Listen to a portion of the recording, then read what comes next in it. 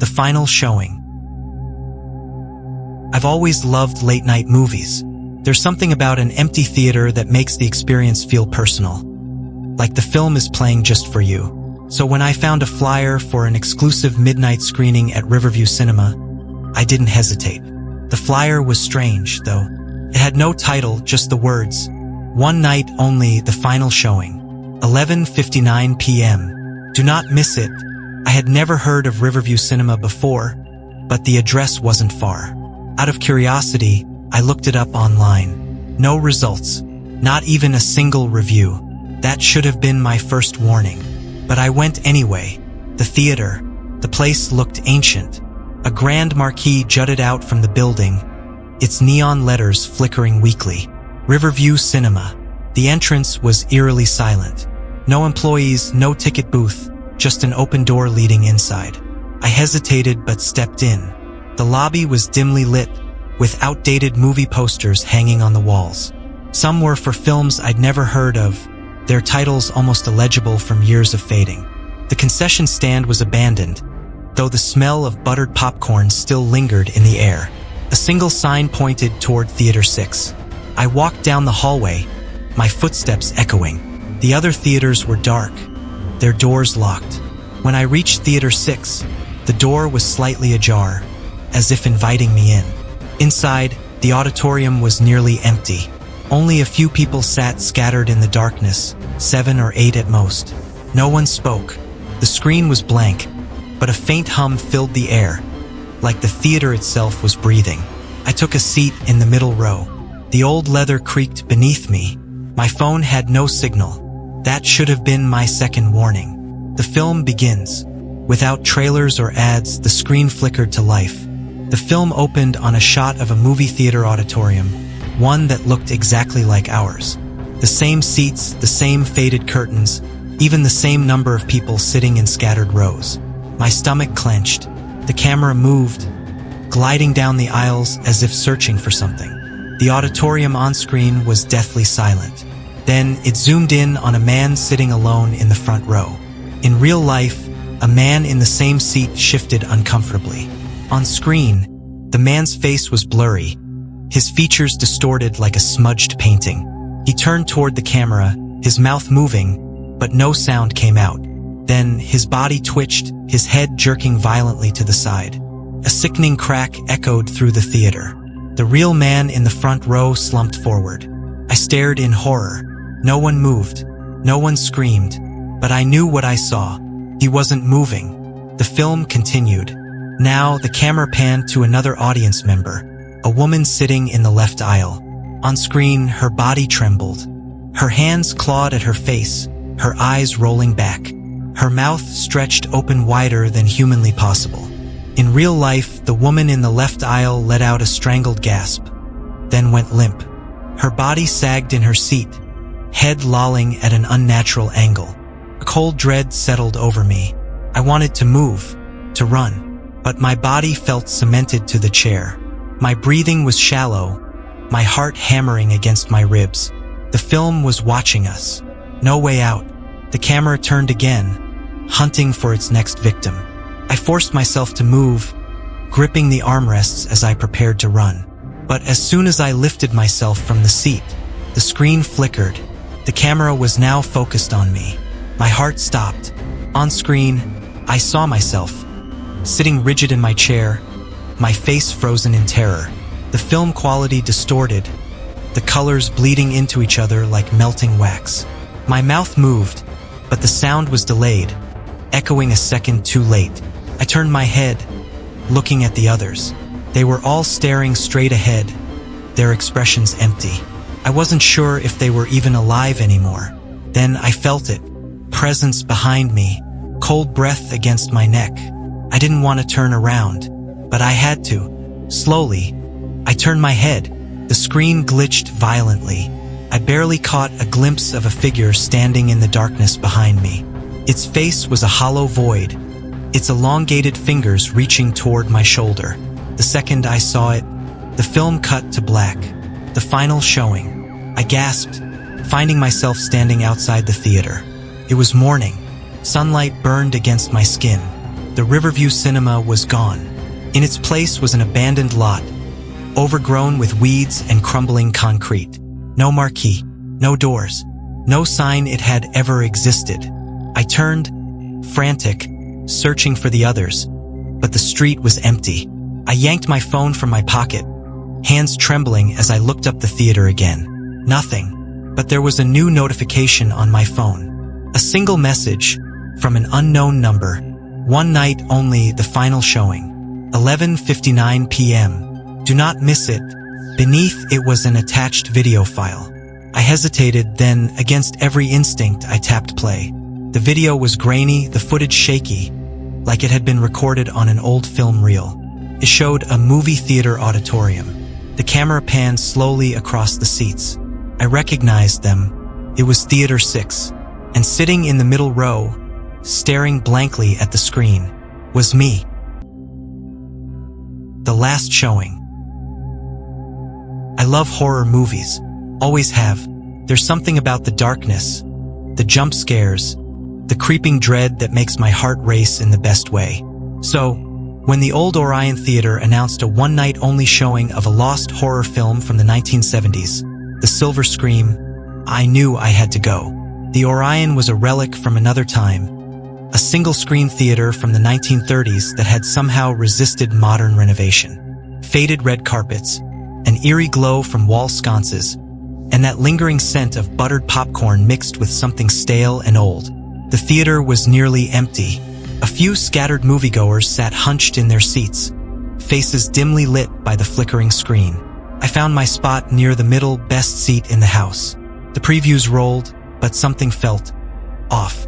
The speakers crackled like they were struggling to stay alive, and the film grain was unusually rough, almost too authentic. Then, the feature presentation began. The movie itself was bizarre. It followed a group of friends who broke into a supposedly haunted movie theater to screen a cursed film. A horror movie within a horror movie. Classic premise. The grainy footage, the muted screams, the washed-out colors. It felt raw. Too real.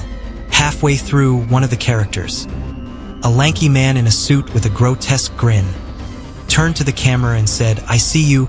The audience chuckled nervously. Clever fourth wall break. Then he said it again, louder. "I see you." The camera zoomed in on his eyes. Two dark pits, endless and searching. The film flickered, his face distorted, his grin widening impossibly. I blinked. Was the film watching us? A woman in the back coughed, the sound slicing through the tense silence. The scene shifted back to the characters exploring the haunted theater. But something changed. The camera was moving in ways it shouldn't, as if it had become self-aware. The walls in the movie seemed to breathe. A sudden, sharp whisper brushed against my ear. "Don't look away." I jerked around, heart hammering. No one was there, just rows of empty seats behind me. I turned back to the screen, pulse racing. On the screen, the characters were now sitting in a theater, one that looked identical to the Orion. Same torn seats, same faded carpet. The camera panned across their audience. I leaned forward. The people in the movie were us. Same seats, same scattered viewers, same coughing woman in the back. I looked around, my breath catching in my throat. The woman who had coughed was now stiff, staring at the screen in horror. One by one, others in the theater noticed. On the screen, the camera continued scanning, until it reached me.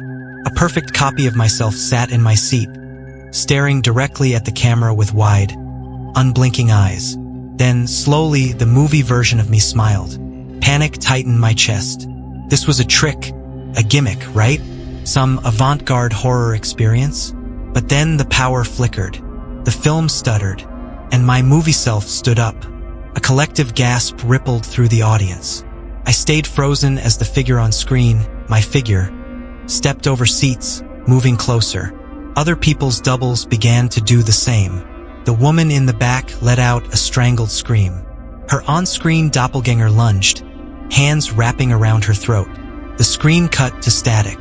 Then darkness, a beat of silence. Then a single flicker.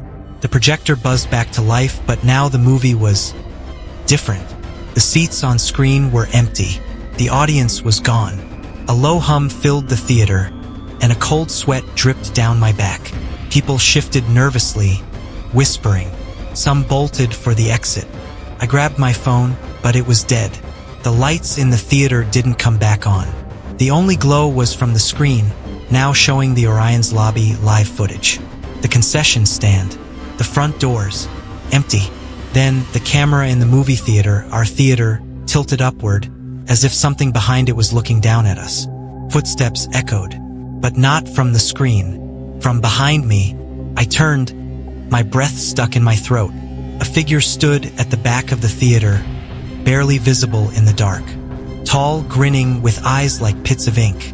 The man from the film. He lifted a hand and waved. The doors slammed shut. The screen flickered again. One by one, the audience members began to disappear from their seats. Their faces appeared on screen, trapped in the footage. I scrambled backward, my seat emptying beneath me. I ran for the exit, but the doors wouldn't budge. A voice crackled from the speakers. The show must go on. The screen cut to black, and I felt hands wrap around my shoulders. Nobody ever found out what happened at the Orion that night. The authorities arrived to an empty theater, a projector still rolling. No bodies, no sign of struggle, just a film reel left spinning, playing a movie with no end. And if you listen closely in an empty theater, during the final minutes of a horror film, sometimes you can still hear the faintest whisper, "I see you." The last screening. I always loved horror movies, the kind that made your skin crawl and your pulse race. There was something about sitting in a dark theater, surrounded by strangers, sharing a collective sense of dread. But I never expected to live through one. It started with an old movie theater on the outskirts of town, the Regal Cinema 12, abandoned for nearly a decade. The place had a reputation. Urban legends whispered about people going in and never coming out, about eerie sounds at night, and a lingering, sickly sweet scent in the air. It had been shut down after a fire in the projection room. No one was injured, but the owner, a reclusive man named Harold Grayson, vanished without a trace. Then last week I saw an ad online. One night only, midnight screening at Regal Cinema 12. Experience horror like never before. Limited seating. Do you dare? It was vague. No movie title, no contact information. Just an address and a promise. Felt like a challenge. So, like an idiot, I took the bait. The theater. The night of the screening, I drove out to the theater. The parking lot was empty except for a few scattered cars. The marquee was broken. The letters faded, but the doors were unlocked. Inside, a faint musty smell clung to the air, and the red carpet was frayed. The concession stand was boarded up, and the ticket booth was empty. A single usher, a tall man in a tattered uniform, stood by the entrance. His name tag was too scratched to read. He didn't speak, just tore my non-existent ticket and gestured toward the hallway. The moment I stepped inside, a chill settled over me. There were no previews, no dimming lights. The movie just started. The screen flickered to life, and for a moment all I saw was static. Then, a grainy black and white image appeared. The footage was old silent film era, maybe. It showed a theater much like this one, filled with people. First, it seemed normal. Then I started noticing the details. The audience members weren't moving. They weren't shifting in their seats, whispering, or even breathing. Their faces were frozen in expressions of pure terror. And then, one by one, they started to disappear. I turned to look around the theater. There were about 15 of us in the audience, all silent, all staring at the screen. Then the film cut to a new shot. The camera panned across an empty hallway. Our hallway. The same peeling wallpaper, the same faded posters. The footage was grainy, but something was moving at the far end. A shadow. A figure. It stepped closer, but the film quality made it hard to make out any details. Then, without warning, the screen went black. The theater was silent. Then I heard it. A shuffle. A breath. Behind me, the guest. I turned slowly. The usher was standing in the doorway. But he wasn't alone. A dozen figures stood with him. Their clothes were from different eras, old suits, tattered dresses, moth-eaten coats. Their skin was pale, almost translucent, their eyes sunken pits of darkness. They weren't just standing, they were watching. Someone screamed. A man in the front row jumped up and bolted for the exit. The moment he touched the door, the film flickered back on. And he was in it. The same hallway, the same grainy film. He was banging on the doors, screaming. But the sound was muffled, distant. Then, behind him, something moved.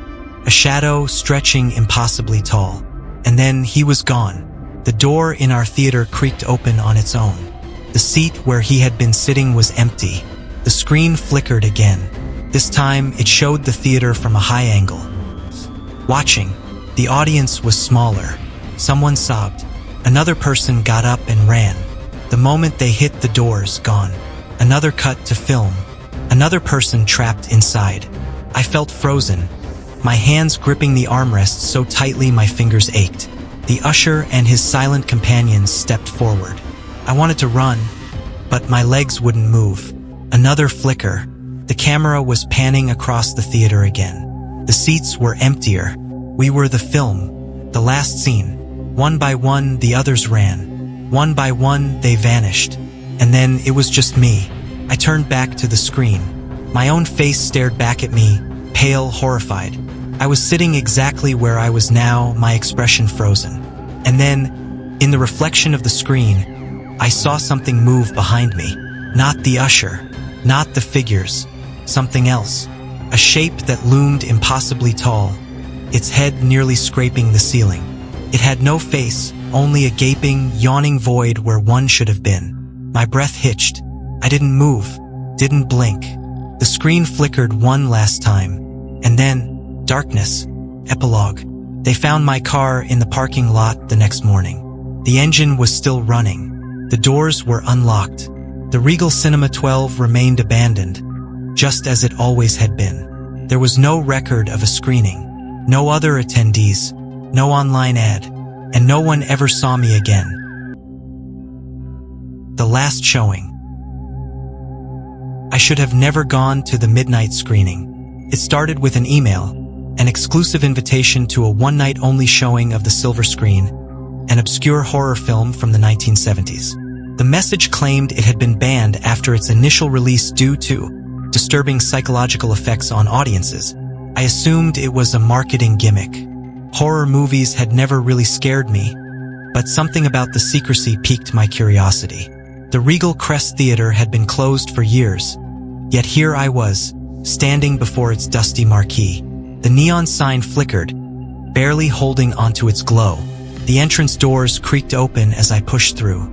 Inside, the air was thick with the scent of stale popcorn and something else. Something damp, moldy. Only a handful of people were there. A couple whispering in the middle row, an old man slumped near the back, and a woman sitting alone in the corner. The theater was eerily silent.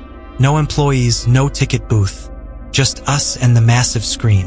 I found a seat near the center. The lights dimmed, and the projector whirred to life. The film begins. The movie opened with a long tracking shot of an abandoned theater, eerily similar to the one we were in. The camera moved slowly through the empty aisles, passing vacant seats and torn fabric. The grainy film gave everything a ghostly, distorted look. A single character appeared on screen. A man sitting alone in the middle row, watching the empty screen in front of him. His posture was unervingly familiar. Then the camera angle shifted to our audience. My stomach twisted. It was us. The couple, the old man, the woman in the corner. And me. I turned, my breath catching. The others had noticed it too. The whispering couple had gone silent. The old man was now sitting upright, staring at the screen. The woman in the corner gripped the arms of her chair. On screen, the man in the movie shifted in his seat. A slow, creaking sound echoed in the theater. The same sound came from behind me. I whipped around. The old man wasn't in his seat anymore. He was standing now, hunched, head tilted at an unnatural angle, eyes wide and glassy. My pulse pounded. Then the lights flickered, and he was gone. The vanishing. I looked at the screen again. The man in the film, our mirror, was no longer alone. A shadow loomed behind him, its form shifting, writhing. A deep, guttural sound rumbled through the speakers. The couple in our audience began whispering again, but this time in frantic, hushed tones. "We need to leave," the woman muttered, gripping her partner's arm. The film flickered. On screen, the couple in the movie started moving, mirroring our own. They stood, holding hands, trying to exit. Then the theater door in the film slammed shut. So did ours. The woman screamed. Her voice was swallowed by the darkness. The screen distorted, static washing over it, the image warping. When the picture cleared, the couple in the movie was gone. Their seats were empty. I turned to where they had been sitting. Empty. Trapped. A deep chill settled into my bones. This wasn't a prank. This wasn't a cursed movie rumor. This was real. The woman in the corner whimpered. She was the only one left besides me.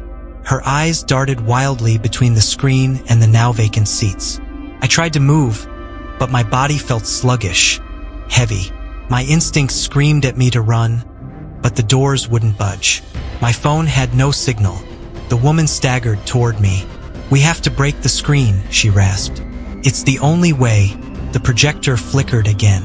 The film showed us now, standing in front of the glowing light, staring at each other in terror.